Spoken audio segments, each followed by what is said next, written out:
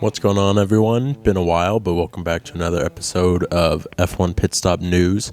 Today we have a lot to get into. We're going to be talking about Max Verstappen. Yes, he won the championship, but there are still records he can break. We're going to talk about the shocking twists that have happened with the 2023 grid lineup. And then last but not least, we're going to talk about how other managers of teams are reacting to the F1 cost cap breach and all the latest on that topic. So without further ado, let's hop into it.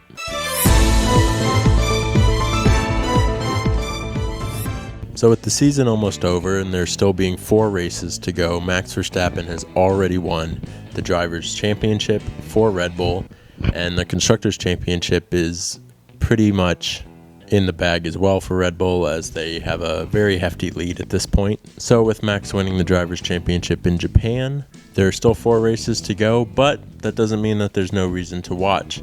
There's a pretty hefty record out there that Max has the chance, not only the chance, but he has a real good chance to break this record that is set by absolute legends. So this season, 2022, he already has 12 race wins, and the record is 13, and those race records are tied between Sebastian Vettel and Michael Schumacher, as they both in a season have had 13 race wins. Now, it's not hard to see that Max wins another race this season, and it's not hard to see that he wins 2 or 3 or honestly 4. I think all of those are very, very possible. So this could be a historic season. Even though the Drivers' Championship is wrapped up, there's still a lot to look forward to, and Max Verstappen could be on his way to being one of the all-time greats, as we can already tell that there's going to be a lot to come from this kid. I say kid, I'm the same age as him, but still. Personally, I think Max is going to break this record. I think he'll at least win 2 of these races, putting him at 14 wins for the season, which would just be incredible that his name on that leaderboard is with Sebastian Vettel and Michael Schumacher. Now, of course, some of the critics or some of the people who are more Vettel or Schumacher fans will say that there are more races nowadays compared to back when Schumacher was racing, and of course Vettel's still racing. But when he set that record, there were less races. I think that the number of races in an F1 season will continue to grow as we see next season. There are, I believe, 24 races that are going to happen. So it's possible Max sets the benchmark here at, let's say, 14 races for the season, and the number will just continue to grow and grow as the more races grow and grow. So really, you'll have to look at the record as in the same amount of races, how many races are won. Regardless, shout out to Max Verstappen. He's done an incredible job this season. He is basically one with the car. Now, moving on to the 2023 grid lineups, there were some shocks that happened. Someone who was a lifelong Red Bull Academy driver, Red Bull driver, AlphaTauri driver, is now going to be racing for Alpine. Pierre Gasly has left the whole Honda Red Bull racing team and is now, in 2023, going to be racing for Alpine. This is huge. Obviously, Alpine is in pretty solid 4th this season, as I think they'll finish 4th. And with Fernando Alonso leaving, Pierre Gasly, I think, is making an incredible decision to move to Alpine. You know, he's a talented driver. We'll see if he can accomplish the same or more than he was able to accomplish in the Red Bull and the AlphaTauri. I think if Alpine has a car like they do this year, he'll have no problem absolutely killing it in the Alpine next year. And honestly, I could see him being faster than Fernando Alonso too. Now, the contract is multi-year. I haven't seen anything come out about how long exactly in years that his contract is. But regardless, it seems like for the time being, he's made his home at Alpine. I think Alpine will be in a really good position this year, as both of their drivers, both Ocon and Gasly, both have been in the sport for a little bit, but they're not exactly, veterans of the sport like Alonso was. So it's the perfect mix of having decent experience, yet they'll still be able to adapt really quickly to the car and hopefully be really strong for Alpine in the years to come. Then on the other hand, in some shocking news, we have Nick de Vries, who was a Mercedes driver. He came up through the Mercedes Driver Academy, and he He won the Formula E championship. Never really checked out Formula E. Maybe I should take a look at it. But it was heavily rumored that Nick DeVries would be going with Williams. That was the assumption that everyone had.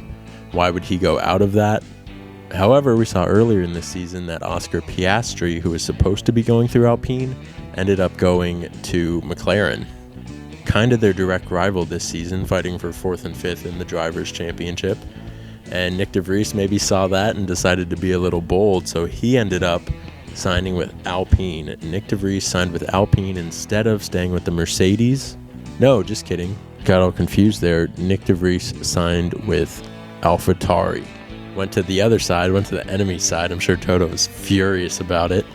He went from the Mercedes team driver academy to the Red Bull Honda. AlphaTauri is the kind of second team for Red Bull. So this is really interesting. Maybe Nick DeVries says Red Bull's on the come up. They've been killing it.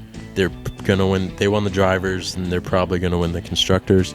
Might as well give Red Bull a chance, as maybe he sees the dominance of Mercedes on the decline in the next coming years. But Nick DeVries signed with Alpine.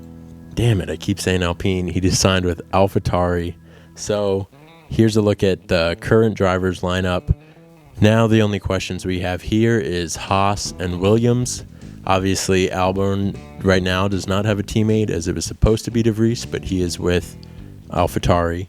And then Magnussen still has nobody, as Mick Schumacher has not yet come to a deal. And at this point, it's really possible that he won't be in F1 this season, as the grid spots are down to the final 2. Now, last but not least, we're going to take a look at what's going on with the Red Bull cost cap breach. The FIA still has not come out with any punishments or any reprimands, so that is still up in the air. I continue to think that nothing will come out, no punishments or anything like that will come out until the end of the season, as I think stuff like this moves pretty slowly. And the FIA knows that they're just going to get a ton of backlash no matter what they choose, so I think they decided that they're going to take their time. But now we have team principals weighing in, as McLaren's boss, Zach Brown, he wrote a letter to the FIA claiming teams who spend more than they're allowed are effectively cheating, harsh, heavy word there, and should face stiff sporting and financial penalties. And he did say that financial is not enough. He wants to be strict, and he wants a real material penalties to occur. Obviously, Mercedes has broke the cost cap for the 2021 season by, I can't remember if it was $5 million or just less than $5 million. Either way, it was considered a minor breach. But it's clear that Toto from Mercedes and now Zach Brown weighing in, they think that no sort of cost cap is minor at all. I too think that there should be really strict penalties for this. Obviously, this is the first year that they instituted it back in 2021. So I could see the FIA going easy on them and saying, that was the one warning. Now that you all have had time to adjust, we're going to be really strict on this. But I could also see the FIA saying that there's only one strike, and after that one offense, some major penalties are going to happen.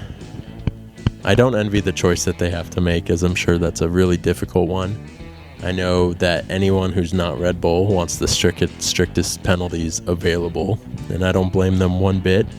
I think it'd be a little fun to see some strict penalties handed down, as I do think that it is a wildly unfair advantage to spend more. We already saw Toto come out saying that if there's only a financial penalty, then he's just going to spend more than the cost cap, as you just pay it off. So the FIA is really getting into putting a rock in between a rock and a hard place. So we'll just have to continue to see what they come out with and see what these penalties are. As man, that's juicy stuff, and I can't wait for the hammer to come down on them.